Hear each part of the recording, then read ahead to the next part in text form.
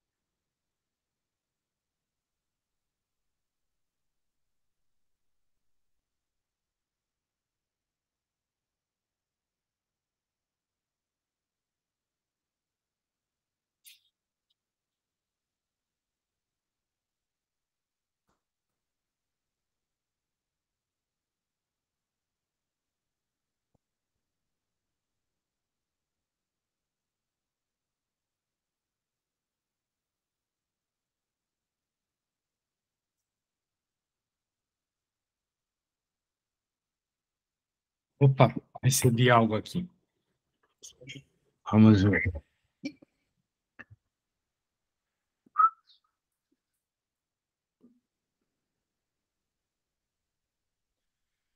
Hum. 90x mais 200, perfeito. 2 horas você colocou 2 lá, achou. Daí você isolou aqui o x, passou para lá, 3 horas e meia. Você tá bom na matemática. Hum. Na matemática boa aqui, interpretativa. Bem, olha só, eu pedi para você não fazer a b, porque a b eu vou falar, é uma função afim, porque a característica da função afim é ter uma variação constante, que é o que a gente tem aqui, a cada hora 90 conto. Beleza? Certo. Show de bola. Bem, cara, esse aí foi um probleminha fácil, hein? Agora, esse 2 já não é tão fácil assim. Dê uma lida aí e vê se você sabe começar. Se você souber começar, muito interessante. Aí a gente já Certo. pode até trocar de assunto já. Tá. Dê uma lida aí. Senão eu faço e a gente vai aprender a fazer umas coisas interessantes aqui.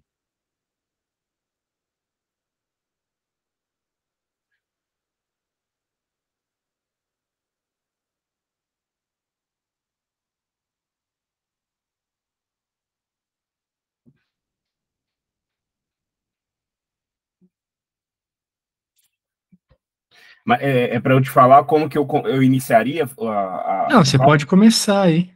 Pode Ah, eu posso começar já. fazer? Sim, sim. Tá. Quando tu tiver já a resposta da primeira, né, que são basicamente os coeficientes, você mande para mim aí. Tá. Não precisa fazer a B, tá bom? O que me importa é a primeira. B eu já sei que você sabe. Tá.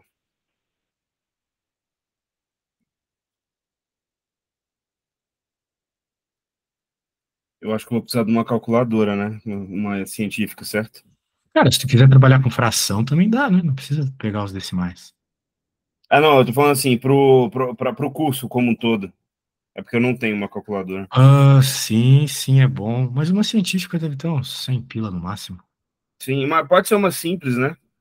É, cara, como tu vai fazer AD, né? Não vejo assim tanto problema. É melhor tu usar sites interessantes como o Symbolab, o Wolfram. Não sei se tu Tá. conhece o Wolfram.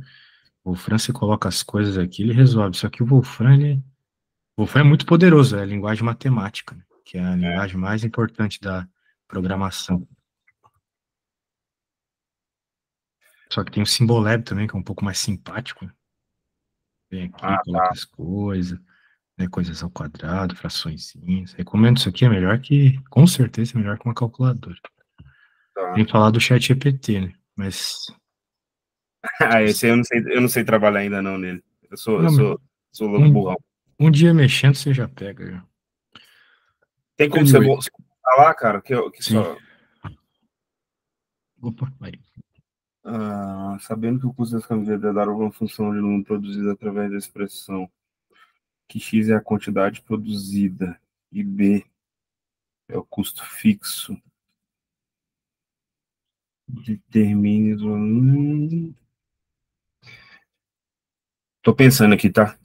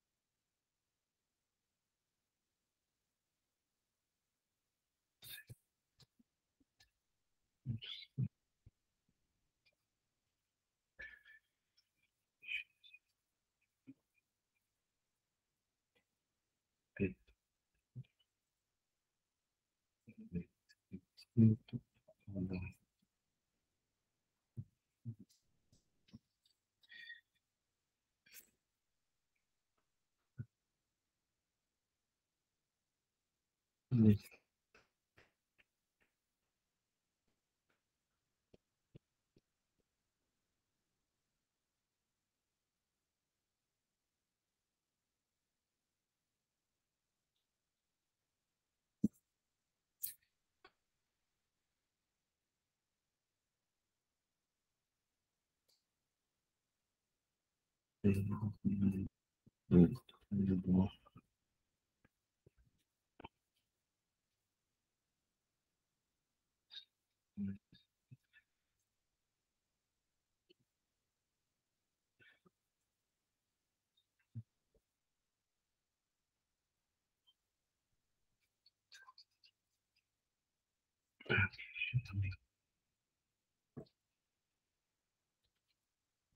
não souber, não tem problema, tá, velho? Isso aí é um pouco mais difícil mesmo. Não, tá andando aqui, cara. Eu Opa, preciso ir a passo a passo aqui. show de bola, pô. Se tu tá conseguindo fazer essa. Isso é bem interessante. A gente já pode ir para desigualdades, que é muito importante na resolução de limites.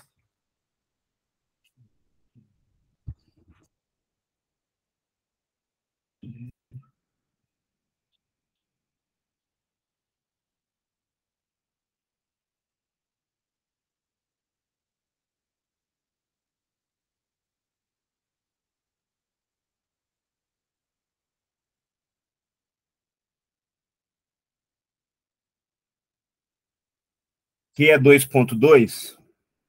Oi, meu amigo, 2.2, sim, eu lembro que eu já fiz essa questão umas trocentas vezes, é 2.2, exatamente.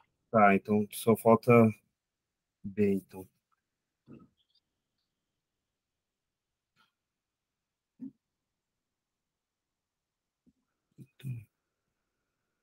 Dois, 700.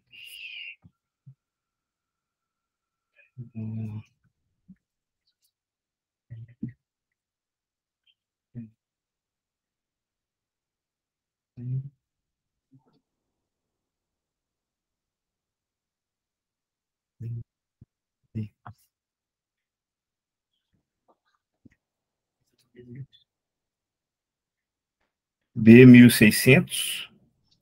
Rapaz, mas você tá bom demais. Que é isso? Deixa eu ver como é que você fez aí. Tá, peraí. Cara, dei uma volta aqui. Puta merda.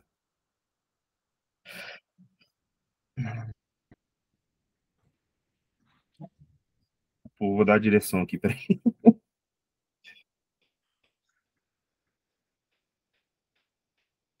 Cara, você tá bem de matemática básica, tá? Não se preocupe muito aí, com certeza você tá melhor que a maioria dos teus colegas. Acho que básica mesmo, tudo bem. O problema é quando dá um passo à frente, né? Talvez. Pois, mas os passos à frente, mas dá aí com bastante ênfase, se tu quiseres. Deixa eu ver aqui o que você me mandou, mano. Deixa eu ver.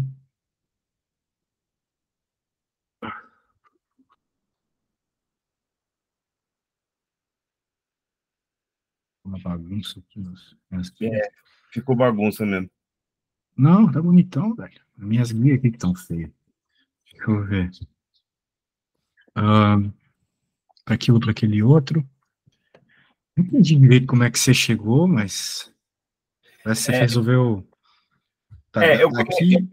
o início, bom, enfim, eu só fui organizando a cabeça ali em cima, achei que talvez achar um valor unitário seria o caminho, mas não foi. E aí eu isolei as duas funções ali com os dois valores diferentes. Então, primeiro eu fiz o primeiro valor lá de 2.700 estava relacionado com os 500. E aí cheguei no valor de B na direita ali em cima. E aí com o valor de B eu joguei na segunda dos 3.800 relacionados com os 1.000. E aí eu consegui chegar no valor de Q. Aí depois só transferir para a primeira equação. Sim. Cara, show. Você chegou na resposta certa. Eu não entendi muito teus passos aqui. Isso é um problema, porque, né? Os professores têm que entender o que os alunos fazem. Então, a minha dica, né, é que você, quando for fazer uma prova, algo assim, escreva todas as contas uma embaixo da outra. Tá Nada bom. de ficar fazendo setas, coisas assim, são um pouco didáticas e muito confusas. Imagina o professor corrigindo trocentas provas e vem um maluco colocando seta, assim. Certeza, certeza. Daí o cara não vai gostar. Só uma dica. Muito bem, cara. Show de bola. Você tá muito bem mesmo. Não se preocupe com essas matemáticas de ensino. Pelo menos o básico do básico, né? Existem outras coisas importantes aqui.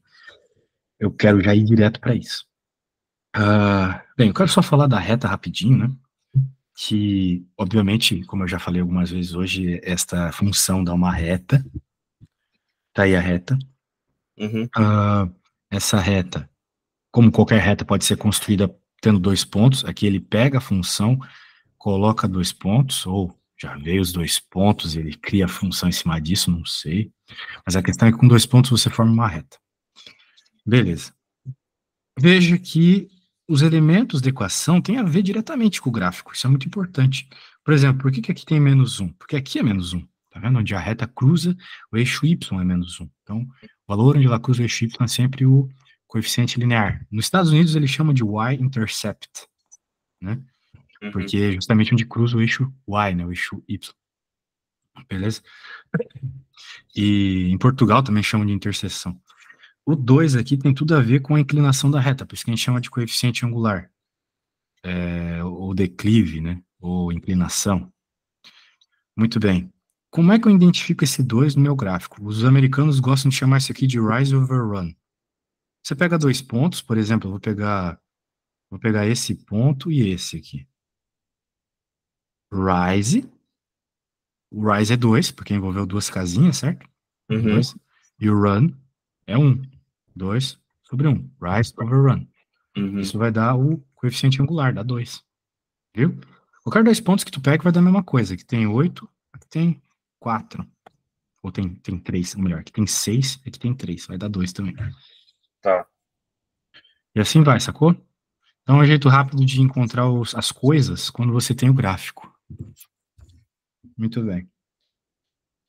Veja que a reta pode passar justamente pelo zero, né? Pela origem do plano coordenado. Daí você não apresenta um B, né? Tá. O B está ali, mas é o zero, né?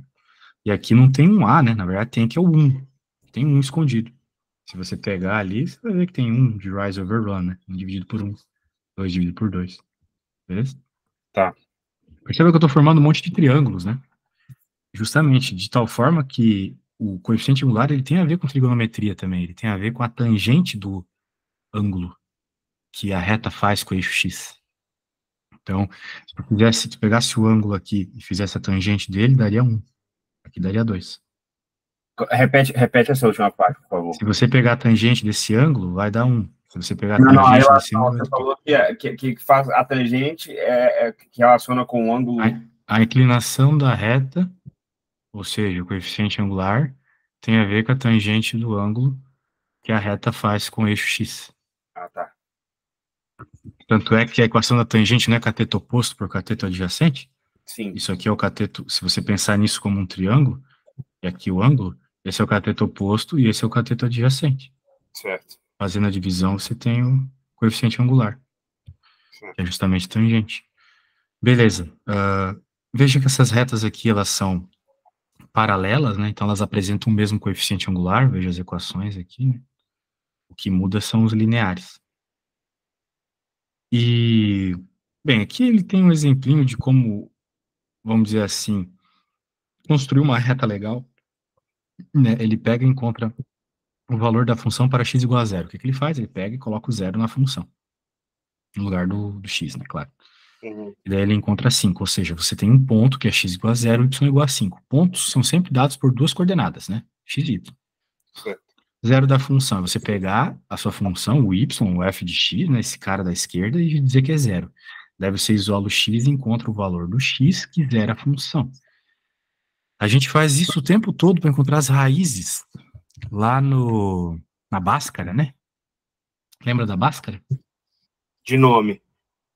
Ah, isso é importante. Você tem que saber a Bhaskara de cabo a rabo. Bem, de toda forma, o que a Bhaskara dá é justamente esse valor aqui, onde, no caso lá, a parábola, cruza o eixo X. Aqui, e o que a gente faz lá? A gente iguala tudo a zero e resolve uma conta. Aqui é a mesma coisa. A gente iguala a zero e resolve, isolando X. Certo. Lá não dá para isolar o X, porque não é uma função linear, mas daí a gente resolve a fórmula de Bhaskara, que é como se isolasse a força. Isola a força. Muito bem. Feito isso, ele encontra 2 pontos, une e faz a reta. Belezas, belezas, belezas, belezas. Eu quero fazer uma conta aqui para ti, depois eu vou te pedir para fazer uma... Eu acho que não vai dar tempo, mas eu vou te pedir para fazer de tarefa. Vamos olhar este belo desenho aqui. Vou apagar os spoilers. Dados os gráficos das funções f de x e g de x, determine a lei de formação de cada uma delas. Daí a gente vê esse gráfico aqui não informa praticamente nada, né? Hum. Mas a gente já aprendeu, acabei de falar para ti, que se você tem pontos, você consegue encontrar a equação da reta. Na verdade, foi o que você fez agora há pouco, né?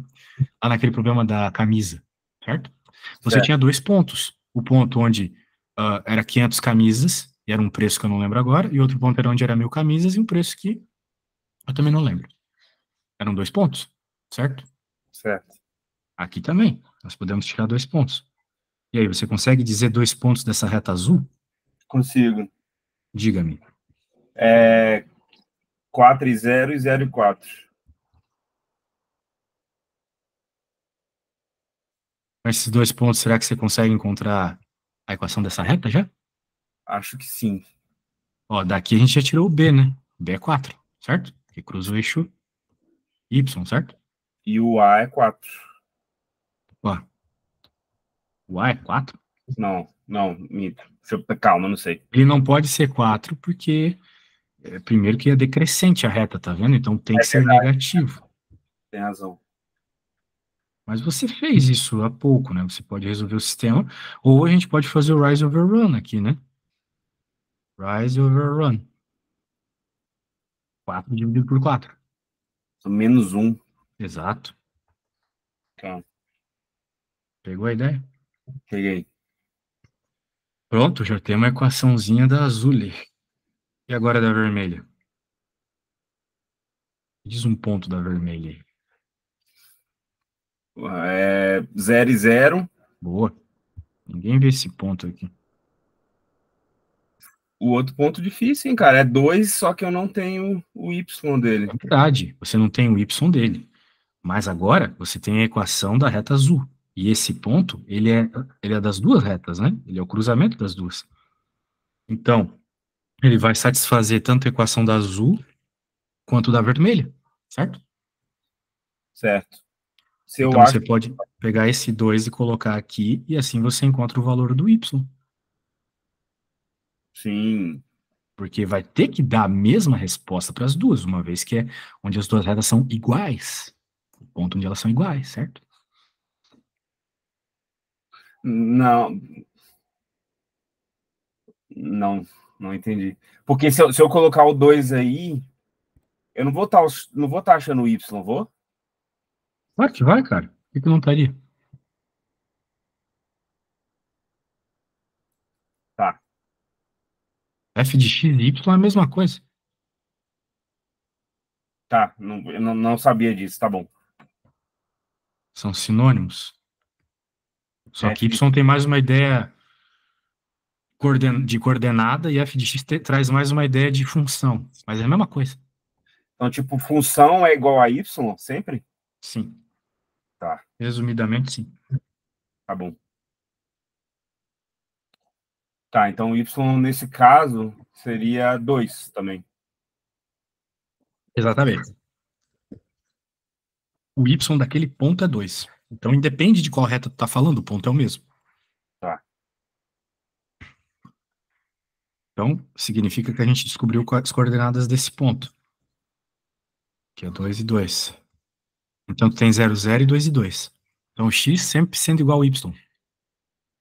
Sendo assim, a equação, sem muita conversa, né, da g, é simplesmente g de x ou y, né, tanto faz, igual a x. Mas veja aqui a importância de você chamar de f de x ou g de x, porque daí você, veja, distingue as equações que você está usando, as retas que você está trabalhando, entendeu? uhum, É y para as duas, porque é um ponto. Mas aqui eu estou falando da g de x, aqui eu estou falando da f de x, sacou? Mas é y tá, para as duas. Então, uma equação é g de x igual a x, outra f de x igual a menos x mais 4. Pegou a ideia? peguei. Massa, né? Então, isso aqui é muito comum na matemática, você ter que buscar a informação de uma coisa na outra coisa, né? De uma reta na outra reta. Beleza? Beleza. Tá bom. Então, meu velho, bem, ó, não dá mais para a gente conversar de muita coisa. Eu quero só mostrar para você o que seriam as próximas aulas caso tu queiras, né, fazer um pacotinho de aula comigo aí, Uhum. eu tenho que falar para você aqui sobre inequação. Porque qualquer apostila de cálculo que você pegue, inequação já vem logo no começo para você entender como resolve limites. Limites tem a ver com domínios e coisas de função, assim.